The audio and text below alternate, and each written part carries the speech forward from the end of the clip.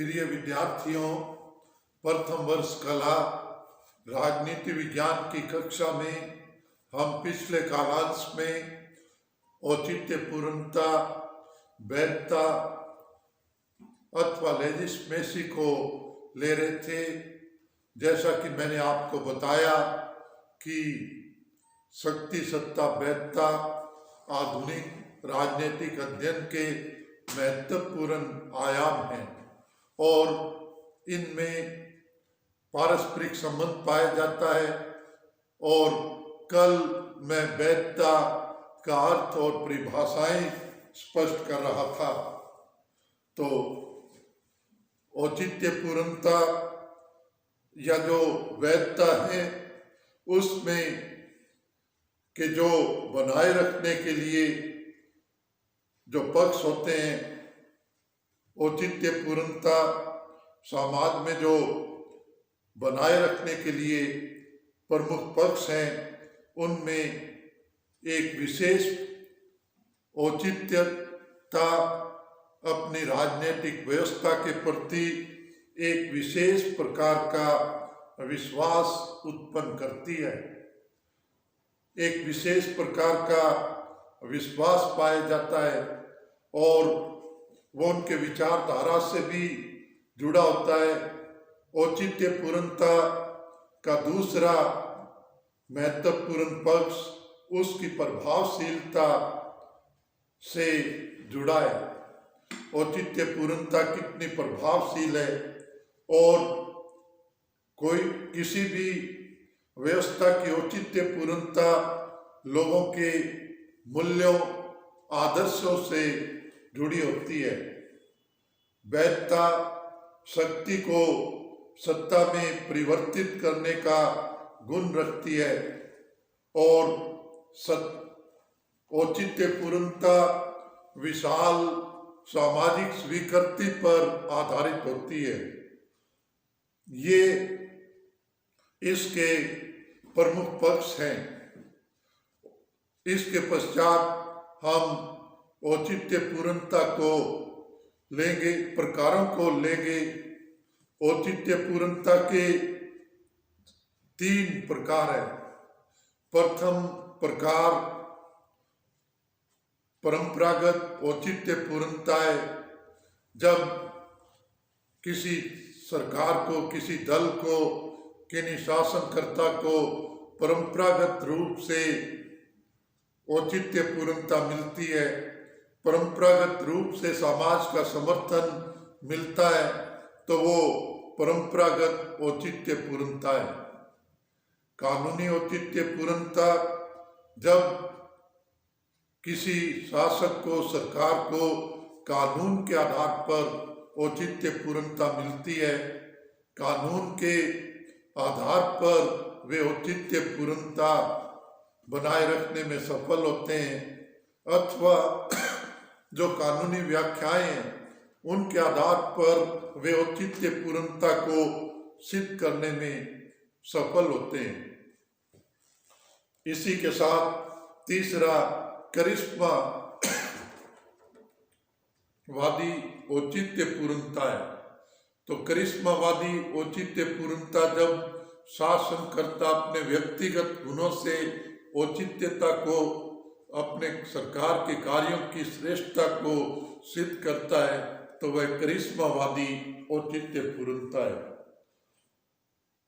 तो इसके पश्चात औचित्य पूर्णता के लिए जो संकट है, उन संकट को हम लेंगे।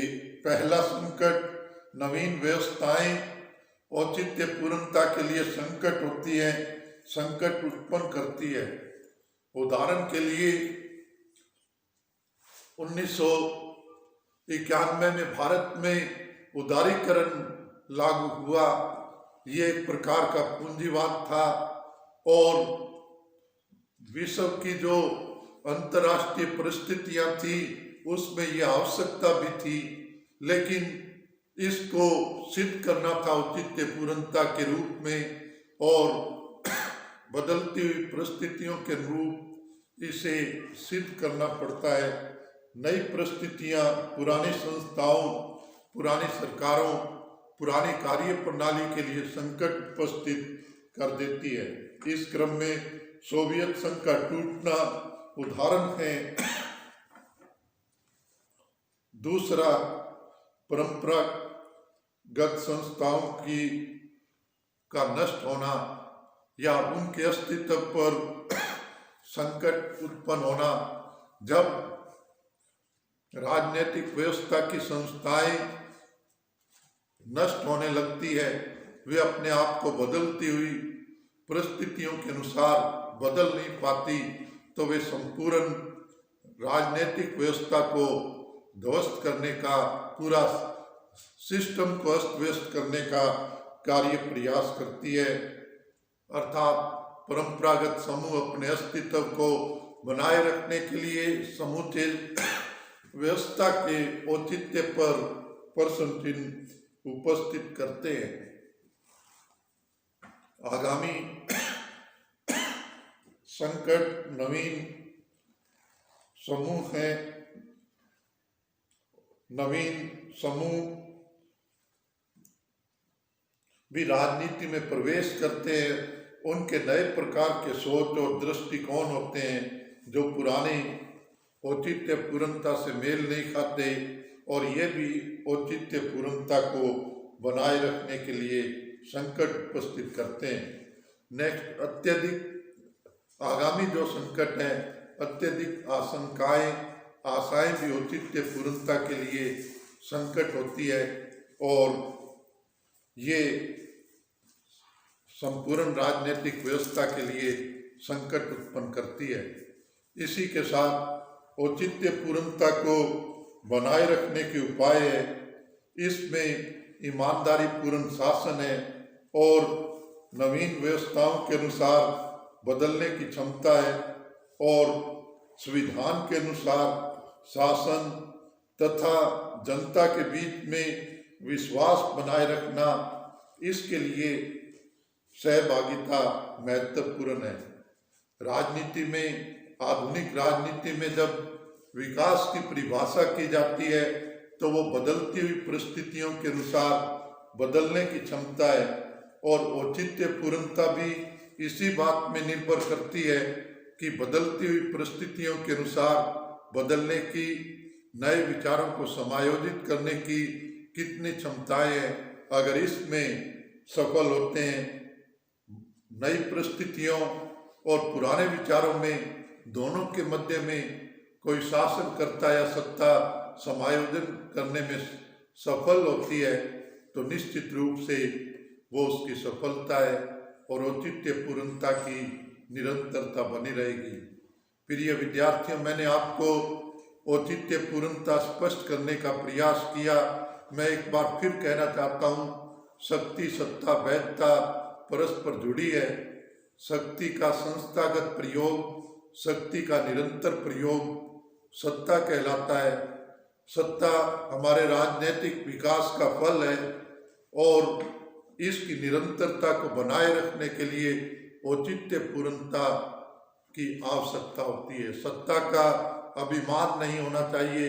सत्ता जन समर्थन, जन सहयोग से चलती है, और इसमें इसकी जीवित रखने के लिए सत्ता को यह आवश्यक होता है कि शासनकर्ता अथवा सत्ता अपने कार्यों को सिद्ध करे, औचित्य सिद्ध करे। प्राचीन भारतीय राजनीतिक चिंतन में कहा गया है कि अर्थ प्रबंध, शासन प्रबंध न केवल ईमानदारी पूर्वक होना चाहिए, बल्कि केवल ईमानदारी पूर्ण प्रबंध ही नहीं होना चाहिए, बल्कि जनता के बीच में उसका विश्वास कायम किया जाना चाहिए। प्राचीन भारतीय चिंतन का ये कथन कहीं न कहीं औचित्य पूर्णता की झलक प्रस्तुत करता है। धन्यवाद।